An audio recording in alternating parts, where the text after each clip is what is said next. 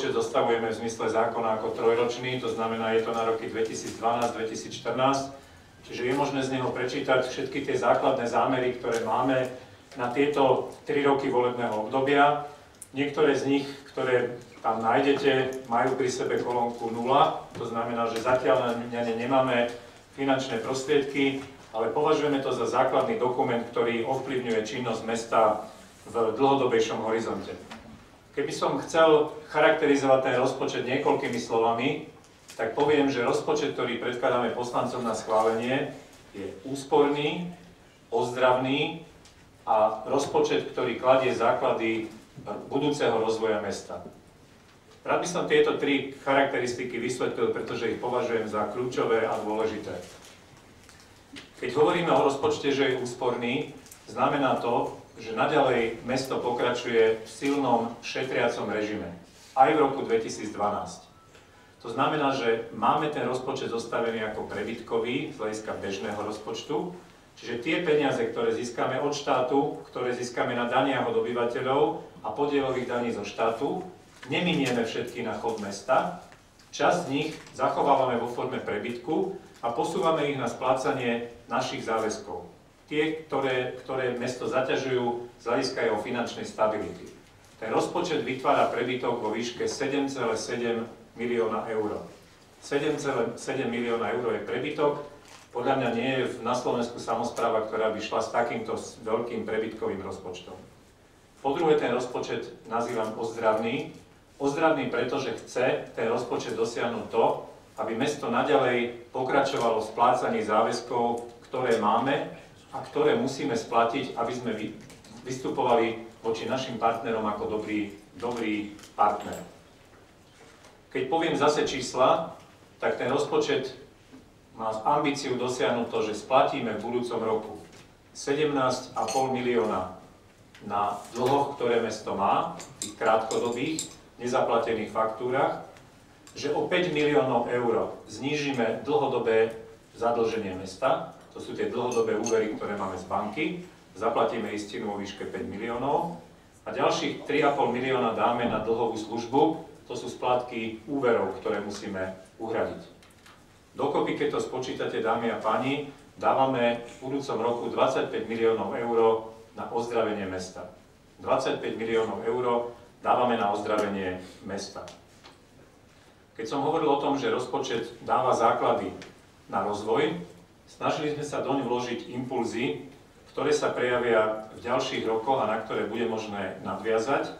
A tie impulzy sa týkajú konkrétnych oblastí, v ktorých si myslíme, že v ďalších rokoch je potrebné mesto rozvíjať. Na prvom mieste chcem spomenúť dopravu.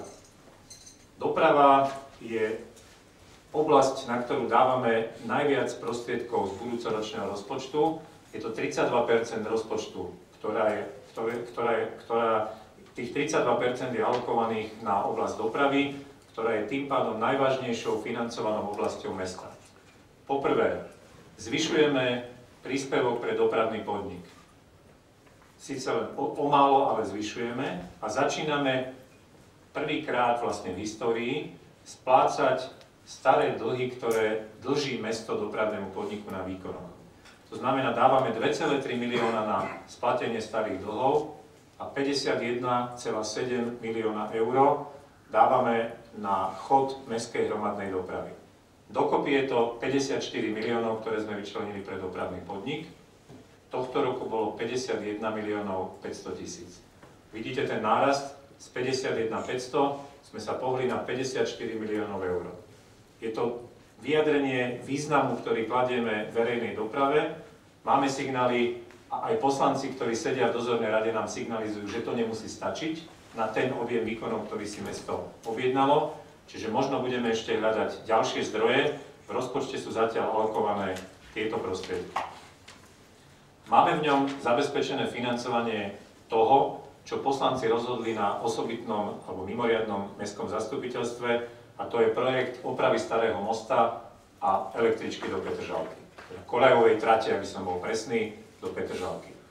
Tento projekt bude pokračovať v roku 2012, pretože poslanci schválili, že spoločnosť Metro si na to môže zobrať úverové prostriedky a my časť toho úveru už splácame v roku 2012, pretože on je rozložený na nejaké časové obdobie a chceme ukázať, že ten projekt myslíme vážne, máme tam na to vyčlenené finančné prostriedky. Keď hovoríme o doprave, rátam do nej aj cyklistickú dopravu, pretože viete, že je to priorita tohto volebného obdobia. Oproti minulému roku sme navrhli v rozpočte 6-násobne zvýšiť prostriedky na cyklistickú dopravu a máme signály od poslancov, že chcú ešte navyšovať tento objem. To znamená, cyklistická doprava nielen v projektovej príprave, ale aj v realizácii by sa mohla stať motom roku 2012, teda témou, s ktorou by sme tiež chceli pohnúť dopredu. Ďalej máme v rozpočte zabezpečené finančné prostriedky na projektovú dokumentáciu nových zberných dvorov. Je to téma, ktorou sa chceme vážne zaoberať a v roku 2012 odpovedať na to, kde v mestských častiach chceme umiestniť nové zberné dvory, ako ich budeme prevádzkovať, ako ich budeme financovať. Toto bude téma roku 2012. Ďalšou témou, ktorou chceme, aby sa stala nosnou v roku 2012, je príprava výstavby nájomných bytov. Čiže vyčleňujeme finančné prostriedky na projektovú dokumentáciu, máme odložené prostriedky vo Fonde rozvoja bývania aj na realizáciu, to znamená, nie sme tak, že môžeme len naprojektovať a nič nemôžeme zrealizovať. Máme prostriedky vo Fonde rozvoja bývania, to je jediný rezervný fond, jediný fond, ktorý nám zostal taký, že nie je prázdny, vo výške 4 milióny eur. Nezapájame ich zatiaľ do rozpočtu, zatiaľ len hovoríme, musíme nájsť lokality a povedať, alebo stanoviť projekty, aby sme mohli pristúpiť ku výstavbe. Pokiaľ budeme tak ďaleko, že už je možné stavať v priebehu roku 2012, môžeme zapojiť finančné zdroje, ktoré máme k dispozícii vo Fonde rozvoja bývania. Čiže doprava, cyklotrasy, zberné dvory, nájomné byty sú tými rozvojovými impulzami, ktoré by mali položiť základy rozvoja aj v ďalších rokoch. Máme tam ešte projektové peniaze na výstavbu krytej plavárne. Viete, že aj toto považujeme za prioritu tohto volebného obdobia, čiže nájdete v rozpočte aj peniaze na projektovú prípravu výstavby krytej plavárne.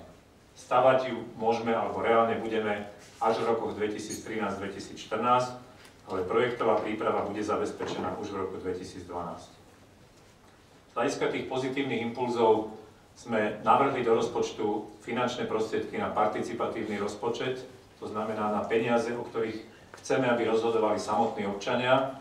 Viete, že v tomto roku sme robili pilotný projekt na úrovni 15 000 eur. Navrhli sme poslancom, aby vyčlenili 100 000 eur pre obyvateľov. Signály, ktoré máme zatiaľ od poslancov, sú také, že tá suma sa im zdá privysoká. Chcú alokovať 30 000 eur a tých 70 000 použiť na iné účely. To, čo som teda povedal vo vzťahu k rozpočtu z hľadiska tých rozvojových impulzov, sú skutočne len základy, pretože okrem cyklotrás nemáme zatiaľ v rozpočte finančné prostriedky na to, aby sme niektorý z týchto projektov mohli uviesť do reálnej finalizácie, s výnimkou ešte možno nájomných bytov, a tam to záleží od toho, akým spôsobom sa veci pohnú. Chcem povedať, že celkové ten rozpočet prináša príjmy a výdavky na úrovni 221 miliónov eur, z ktorých 38%, ak si to dobre pamätám, sekundu mi dajte, 32% ide na dopravu, 18% na životné prostredie a 22% na vzdelávanie a voľný čas.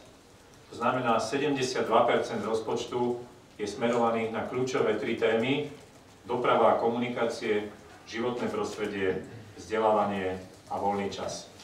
Rozpočet sme rozdelili v tomto roku do programov, do 12 programov, s tým, že tie programy sú podstatne lepšie a detailnejšie štrukturované, ako boli minulý rok.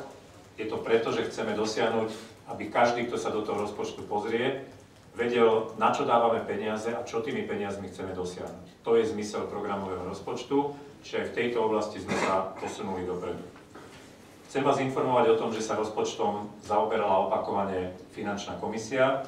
To znamená, diskutovali sme prvýkrát, myslím, skoro 2 hodiny, včera 4,5 hodiny o tom, akým spôsobom ten rozpočet doviesť do úspešného konca, kde sú jeho problémy a kde sú jeho riziká.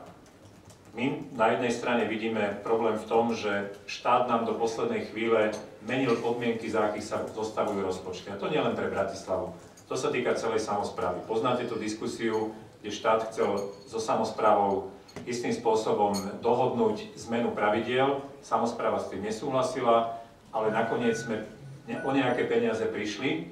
Keby sme tie peniaze mali, nemusíme uvažovať o opatreniach, ako je zvýšenie dane z nehnuteľnosti. Dnes s tým počítame, je to v rozpočte zapojené vo výške 4,6 milióna eur. Čiže to, že sme do poslednej chvíle nevedeli, aké sú pravidlá hry, komplikovalo prípravu rozpočtu a celkové hodnotíme s odbornými zamestnancami magistrátu, že časť príjmov, s ktorými počítame z výnosu dane z príjmov fyzických osôb, je istým rizikovým faktorom toho rozpočtu, pretože nevieme, ako sa bude vyvíjať ekonomika. Denne sa objavujú nové správy o tom, okoľko narastie, prípadne už dokonca poklesne slovenská ekonomika. Keď sa to prejaví na zamestnanosti, má to priamy dopad na činnosť samosprávy, samozrejme aj nášho mesta. Druhý faktor, o ktorom diskutujeme s poslancami, je otázka predaja majetku. My, ak chceme ozdravovať mesto a splácať záväzky, musíme predávať majetok. Tento rozpočet počíta s tým, že predáme majetok vo výške 14,8 milióna eur. 14,8 je vysoké číslo. My sme v tomto roku 2011 plánovali 14,4, ak si dobre pamätám, a predali sme majetok za 5 miliónov.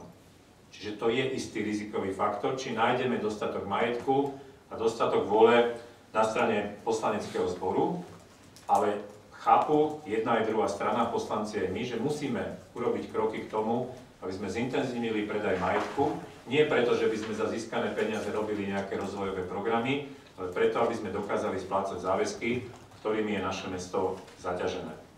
Chcem teda povedať, že všetko úsilie z našej strany smeruje k tomu, aby rozpočet 15. decembra na mestskom zastupiteľstve bol schválený.